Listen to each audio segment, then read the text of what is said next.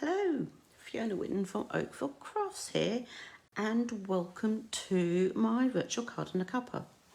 So this morning I was over at the Grange Chocolate Cafe for the in-person event where I shared 3 cards and everybody got to make a card of their choice with the kits supplied. And then this afternoon I'm here live on Facebook just sharing with you the kit, the 3 cards I took with me, and then I'm going to make a 4th one live.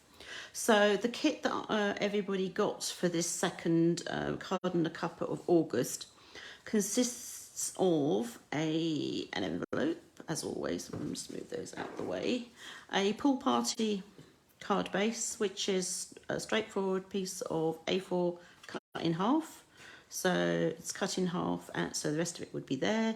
Cut in half 14.9 and then scored at 10.5. So that gives you a standard UK sized card base. There was a panel of grey granite, a panel of basic white for the inside, and then 6 punched pieces of the Splendid Day specialty paper. I love this paper because it has it's foiled on one side. I don't know if you can see that, hopefully you can. It's a bit of a shine to it, and then on the other side then there's just a straightforward images. So we have sort of flowers, and this one's just a sort of looks like a texture, and then we've got dots, bokeh type effect on here. So it's the usual 12 sheets of 12 by 12. So you get 2 each of 6 different sheets. So that's, and everybody got 2 of the same. So that's a silver base. That one is a fresh freesia base. And then this one is a soft sea foam base. And then the other side, as you can see, coordinate with the foiled pieces. So that was what the kit involved.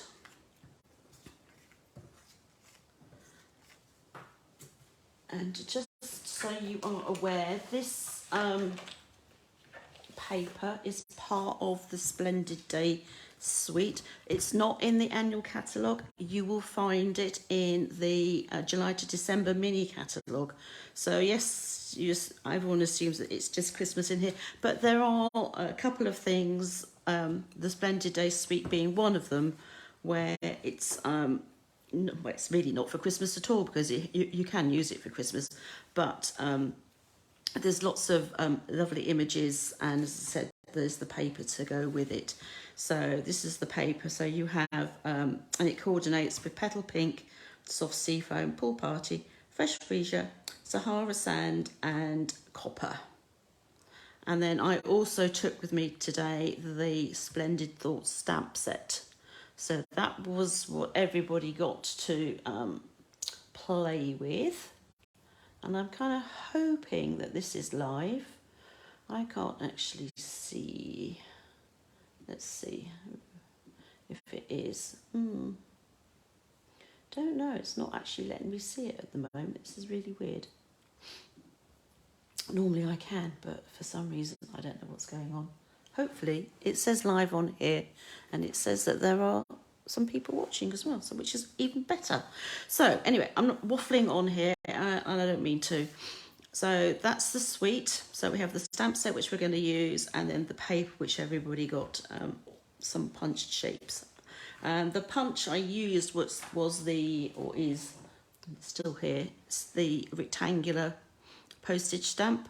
So it's a bit like the crinkled edges are a bit like the old style postage stamps. I don't think they come with the crinkled edges anymore.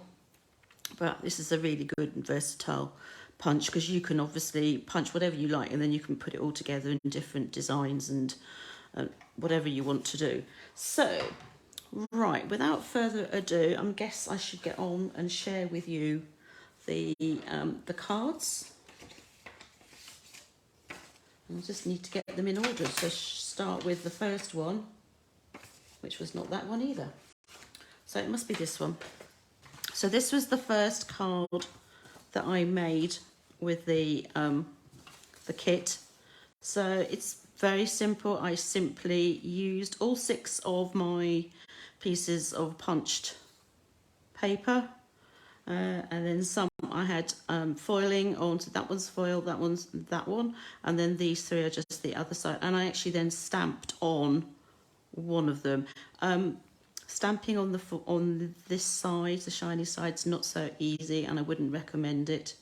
But certainly stamping on just the plain sides is far easier. So that was what I did, and as I said to them this morning, they didn't actually have to glue these flat. They could have 1 or 2 or all of them popped up on dimensionals. I just chose to put mine on there flat, but I chose then to put the grey granite piece up on dimensionals, so you can see that it is in fact popped up. And then I don't know why, but anyway, this card's cut slightly differently, so this is not how the cards were cut for this morning. And then I just stamped an image, and I used some soft seafoam Stampin' blends to colour that in. Now, I didn't colour in the envelope. You can, if you want to use Stampin' blends and you want to colour your envelopes, that's fine. But please be aware that because they're alcohol markers, the colour will go through the paper. So if you don't want to be able to see sort of blotchy colours here on that side, you need to put something on the inside of the envelope just to protect the back of it. And similarly, if you want to put something on the flap, that's fine, but you will be able to see sort of the colour here on the inside. So just be warned about that. So that was the first card. The second card that I did, I decided I was only actually going to use 3 of the pieces of the punched shapes. So I decided I was going to use the fresh freesia and the soft seafoam piece, and then this actually is the reverse then of the silver. So I stamped my sentiment on that, and then before I actually glued these on, I kind of just placed them where I wanted them to be, and then I stamped the images that I wanted. So we have the lilies and the lily leaves. I'm not quite sure what that plant is. And then a couple of bees. So I have got 3 images down the side here. So I simply used grey granite ink on the grey granite cardstock, so it's just tone on tone. So I stamped that first, and then I glued the 3 on. If you put these on and then stamp, make a bit of a boo-boo, you've kind of you can't really repair the damage unless you stamp that again and cover it up by cutting it out and putting it up on dimensionals or something. So by doing that first, and if you make the boo-boo, you can obviously then just simply turn the cardstock over and stamp again, and then you can put those on. So this is just glued flat to the card. These 2 are flat, and then this one has got some dimensionals underneath it. And then again, the inside, used the same image that I had used on the front, just stamped that in grey granite, and then I used both the light and the dark grey granite Stampin' blends on that. So I just used the light on the main part of the leaves, and then I just highlighted the centre bits with the darker colour. So that was the one. And then again, I didn't actually colour the image on the envelope. And then the third card that I made is kind of it's a mix and match of what I've already done with the other 2. So for this one, I actually just simply laid, I'll just show you, it's very simple. Pick which colours you want. And again, you want to be stamping on the non-shiny side. And I just simply laid them flat and had them butted up against each other so that these little crinkly bits, for want of a better description, lined up with the one above. And then I just stamped the one image over the top. Again, it's the grey granite. Stamp the bee, and then those were glued in that order directly onto the grey granite cardstock. And then this piece here, the sending hugs, I simply stamped on the corresponding same one as this and fussy cut it out and then added it. So it is very simple. And of course, you can put these in whatever order you want. Just because I chose that particular order doesn't mean that you have to go in that order. It's really up to you. And instead of using the corresponding piece that matches the bottom piece, you could just, of course, use basic white as well. So it's really up to you. And then the inside, what I did with that is I simply glued to the edge and then trimmed it. So these are just 3 edges of the 3 that were left over. So I've still got some more tucked away. So those were the 3 cards. I need those pieces because that's my kit. And then again, I did actually do something different on that one. So those are the 3 cards that I took with me. And now I get to make a 4th one. So the photos of all these will go up on the Facebook page tomorrow. Obviously, I've not photographed the 4th one yet because I haven't made it. So at the moment, I don't need this piece. I might in a minute. I do need that piece and I do need that piece because I'm actually not too sure at the moment what I'm going to do. My original thoughts were I was going to simply put these on here, or I don't know if I want to use all 3 different ones. I might just do that, but rather than having them all and then just stamping there again, I think what I'm gonna do is I'm going to glue these on and then I'm going to trim, and then I can then put that onto my card front wherever it is that I want to, and then stamp elsewhere. So that's what I'm going to do. But before I stick this piece on, I need to make sure that I've actually stamped my sentiment, and I also want to make sure that my sentiment fits. So I'm going to use the sentiments and the images from the Splendid Thought stamp set. So the cards that I've already used, I've used the Sending Hugs, and I've also used the Let's Celebrate. Now, the Much Love in Your New Life Together is not going to fit on here. This is at 100% because there's no little note here that says it's at a different percentage. Those are not quite going to fit on there, but Today's a Day to Remember will. So I'm going to use that one. And again, I'm going to use my grey granite and stamp that directly onto here. If I was doing this as just simply starting from scratch, I would normally stamp and then I would punch out, because then that will make sure that the image is in the correct place. So I'm going to have to wing it on here. If it's a bit wonky, apologies in advance. I can't see because I don't have my head directly above. So we're just going to have to hope. Oh, it's pretty good going. So we've got the Today is a Day to Remember. So I'm going to pop that one on there. Now I could, rather than using 2 different ones, use 2 of the same. I actually quite like that.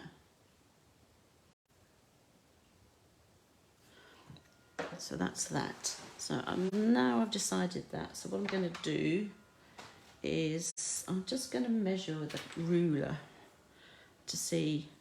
I use my centimetres. So I kind of want it to be 7 centimetres wide, I think. So that's what I'm going to do. I'm going to just take those off and cut this rather than try and wing it and do it freehand, I'm just going to get my trimmer out.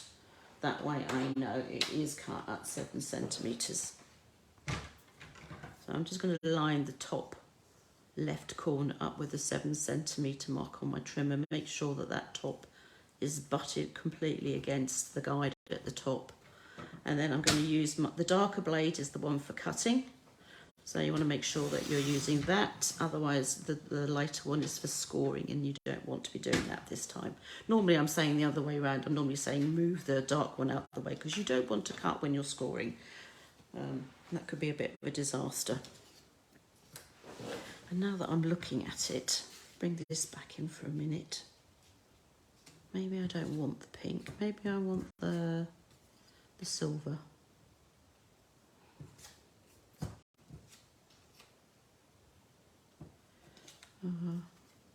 Oh, even the soft sea foam, that might work better because I'm actually using that, and then that could go in the middle or it could go to one side like so.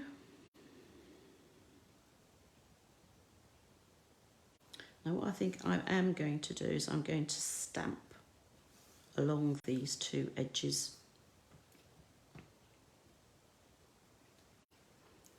So I'm going to bring in, I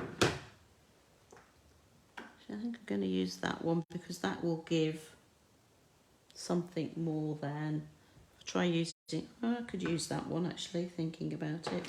You just want to have something going along here. So maybe that's what I will do then. Just move it all out the way.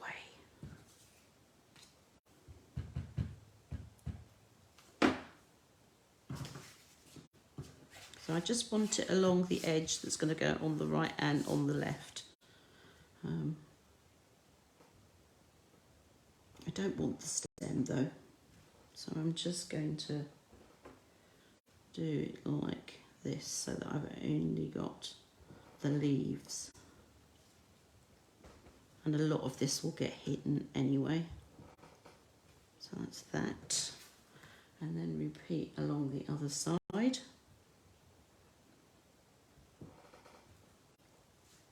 That's a leaf rather than a stem, but it probably doesn't look like it.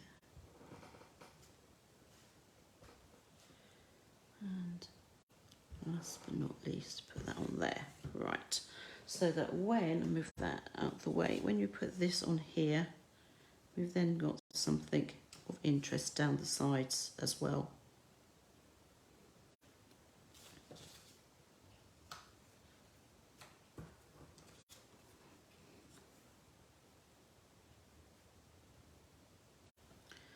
I think that is how I am going to do it. Oh, no, I definitely want it to go that way. I don't think it's going to go. I could turn it and do it that way if you wanted to, but no, I think I do prefer it to be a portrait card rather than a landscape card. So I'm just going to close that big up, put that out the way, and then I'm going to find my dimensionals. And I have them actually to hand for once. So I'm going to pop this one up in the centre on some dimensionals. So you just need to put, I'm just going to put one in each corner.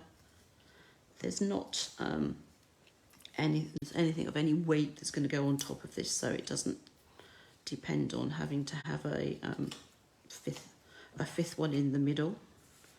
Let's see. Kind of trying to sort of find the middle of this. That looks about right. So I'm just going to go here. Just using my grid paper to try and gauge. Where's the other one? There it is.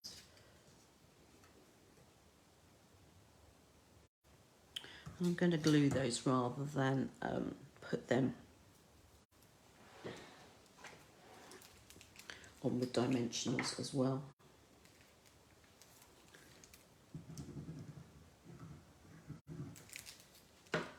Oops. So glue these. Try and get some equal spacing.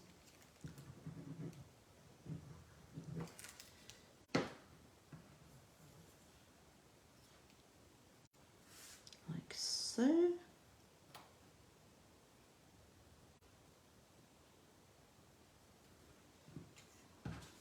That can go on here.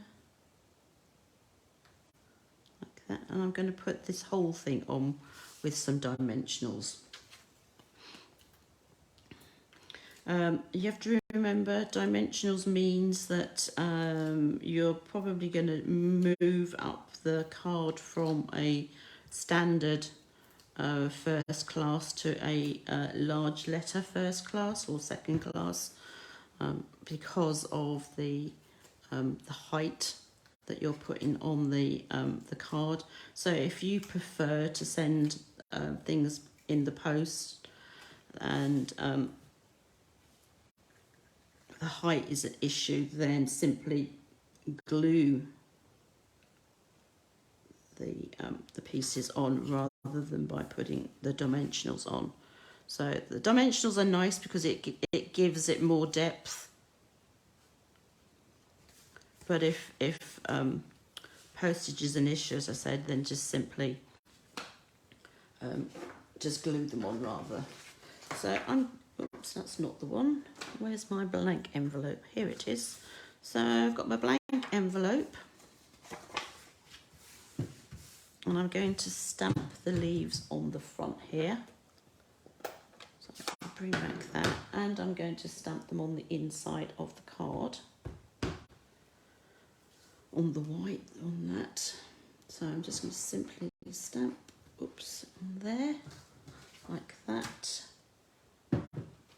Find my piece of basic white for the inside of the card.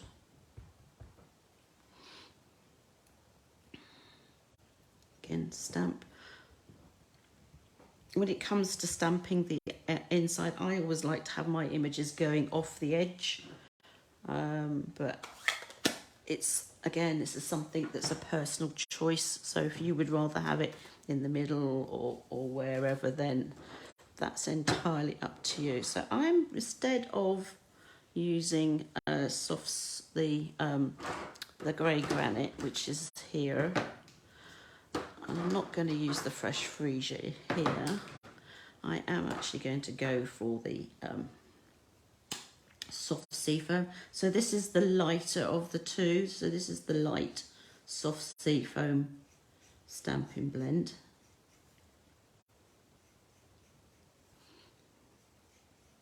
And you can use them with just normal ink from your ink pads. It's not an issue.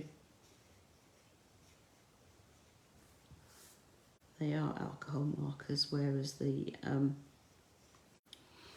standard ink pads are water-based.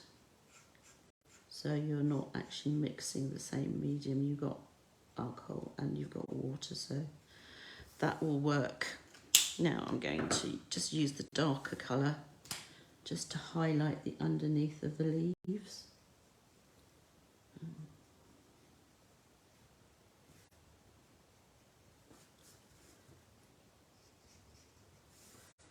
And that bit there as well. And you can go over the whole thing again if you want to. And just make the whole thing a bit darker. And blend the colours in a bit.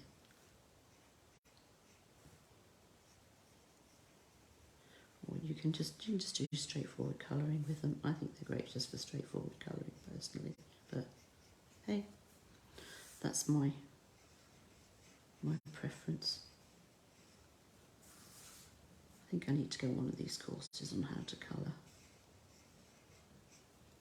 and use alcohol markers to their full effect. I'm sure I don't really do them justice. But hey, there we go.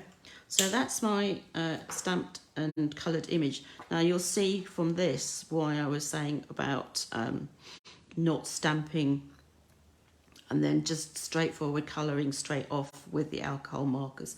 So long as you actually put something in your envelope between the front and the back, then you'll protect any of this colour going through. And this can now be glued in.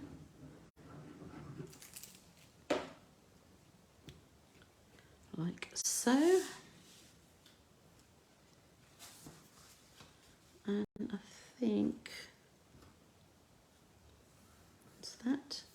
And then I'm between two minds on whether or not that's pink. So this is that piece. I might just be cheeky and stamp a little bee to put on one of these. Just looking for my ink. So, and I'm going to use one of the rectangles that have been punched out, because then I don't actually need to colour it. I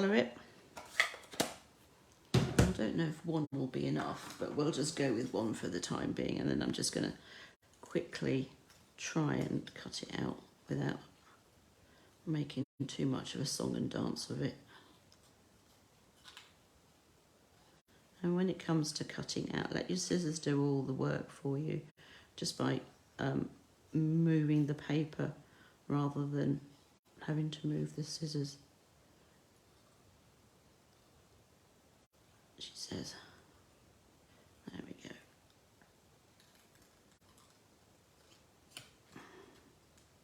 Sometimes I just chop a bit off and then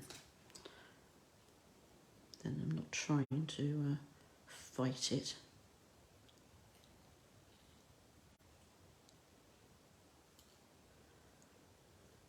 I don't think that's taken too long. Right. And I could put him here, or I could put it right. I think I might stick him on the corner here.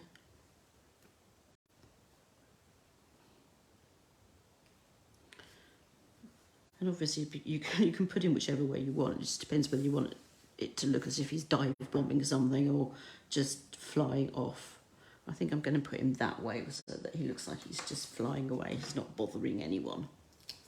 And I'm just going to use a mini dimensional to put him on. And if by putting it on just one of the bottom or the top one, which haven't been added on with dimensionals, then you're not adding any extra height. That will now be in level with that. So I think that is me done for that with that one. So that's today's live card. There's my envelope. So that's that one. What I forgot to tell you this week, what's going on? There's not going to be any card and a cuppas next month because I will be away. I will still be doing my virtual, my stamping and creating events, so you know. So if you like watching those, then I will still be doing them. I just thought I'll be doing them from a comfort of a far off land. I'll be in the States. So I'll still be doing it. So those are my cards. So that's today's card. And then these are the three that went with me to Card and a Cuppa this morning.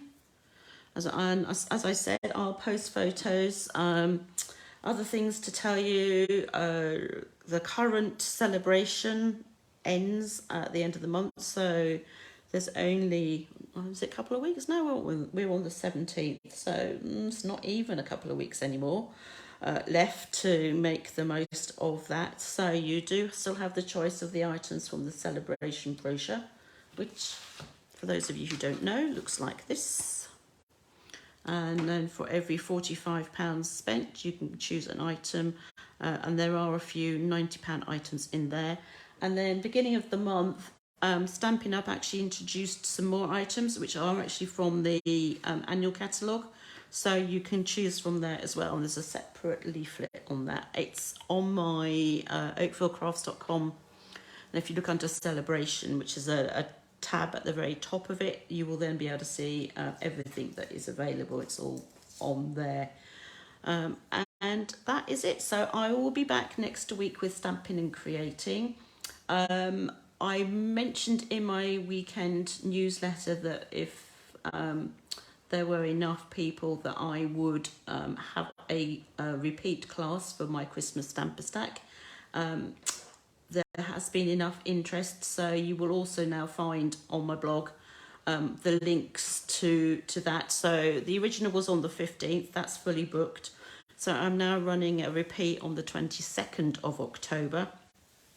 So again, if you go to oakvillecrafts.com and then the top, it says classes, kits and tutorials.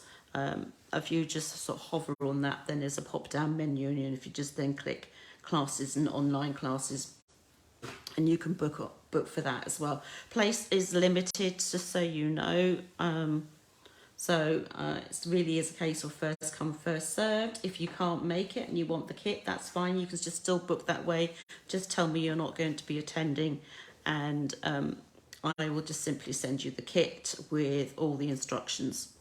And I think that is it for today. So take care, and I'll see you next week for Stampin' and Creating. In the meantime, any questions, comments, please get in touch. Any questions about this, then just leave a comment with the video and I will reply as soon as I can. Thanks a lot. Take care. Bye.